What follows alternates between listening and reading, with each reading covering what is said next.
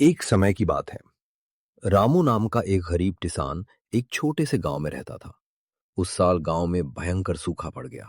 खेत सूख गए, कुएं खाली हो गए और लोगों के सामने भूखों मरने की नौबत आ गई। रामू ने सोचा, अगर मैं यहीं बैठा रहा तो परिवार का पेट कैसे पालूंगा। इसलिए वो काम की तलाश में दूसरे गांव निकल पड़ा।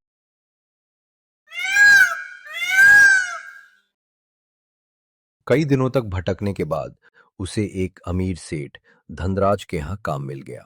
उसका काम था भैंसों की देखभाल करना, गोबर साफ करना, चारा डालना और उनकी सेवा करना। देखो रामू, अगर मन लगाकर काम करोगे तो तुम्हें कोई कमी नहीं होने दूंगा। सेठ जी, मैं पूरी ईमानदारी से काम करूंगा। रामू सुबह से रात तक मेहनत करता। वो कभी काम से जी नहीं चुराता था। उसकी ईमानदारी देखकर सेठ बहुत खुश हुआ। रामू, तुम बहुत मेहनती आदमी हो। आज से तुम्हारी तनख्वाह बढ़ा दी जाती है। धन्यवाद सेठ जी, मैं आपका विश्वास कभी नहीं तोड़ूंगा। समय बीतता गया। रामू की बचत बढ़ने लगी। उसने गांव में एक छोटा सा घर भी खरीद लिया। लेकिन अब उसे अपने पैसों की चिंता सताने लगी। अगर कोई चोर मेरे घर से पैसे चुरा ले गया तो मेरी सारी मेहनत बर्बाद हो जाएगी। गांव में एक बड़ा जमींदार रहता था। लोग उसे भरोसेमंद मानते थे। रामू ने अपने सारे पैसे उसके पास जमा कर दिए। चिंता मत करो रामू, तुम्हारे पैसे पूरी तरह सुरक्षित रहेंगे। ठीक है मालिक, मुझे आप पर पूरा भरोसा है। कुछ साल बाद रामू ने सोचा कि अब अपनी खेती के लिए जमीन खरीद लेनी चाहिए। वो खुशी खुशी जमींदार के पास अपने पैसे लेने पहुंचा। मालिक, मुझे मेरे जमा किए हुए पैसे चाहिए। मैं जमीन खरीदना चाहता हूँ। कौन से पैसे? मैंने तुमसे कोई पैसे नहीं लिए। मालिक, आपने ही तो मेरे पैसे रखे थे। झूठ बोलता है, निकल यहाँ से। जब रामू ने बार बार अपने पैसे मांगे तो जमींदार ने अपने नौकरों से उसे पिटवा दिया। बेचारा रामू घायल होकर सड़क किनारे बैठकर रोने लगा।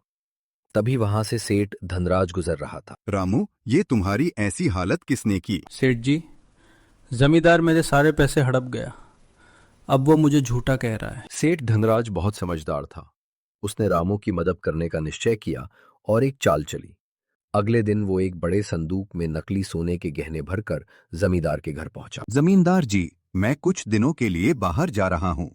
इस संदूक में बहुत कीमती खजाना है।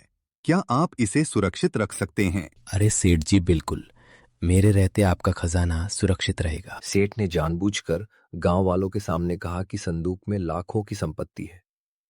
कुछ दिनों बाद सेठ गांव के मुखिया और कई लोगों को साथ लेकर जमींदार के घर पहुंचा। जमींदार जी, मेरा संदूक वापस कर दीजिए। जमींदार जी, जब आप इतने ईमानदार हैं कि मेरा कीमती खजाना सुरक्षित लौटा रहे हैं, तो फिर रामू के पैसे क्यों नहीं लौटाते? हाँ जमींदार, अगर तुम सेठ का खजाना लौटा सकते हो तो रामू के पैसे भी लौटाओ। अब जमींदार समझ गया कि उसकी पोल खुल चुकी है।